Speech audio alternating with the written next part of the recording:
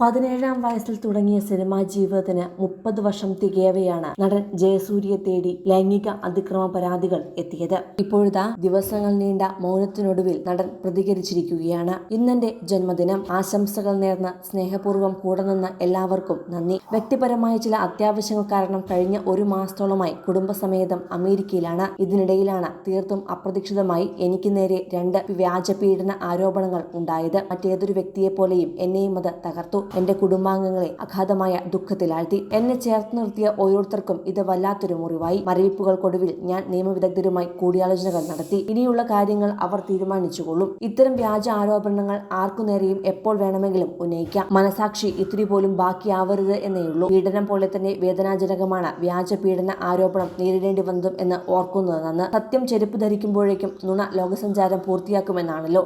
എങ്കിലും അന്തിമ വിജയം സത്യത്തിന് തന്നെ ആയിരിക്കുമെന്നത് സുനിശ്ചിതമാണ്.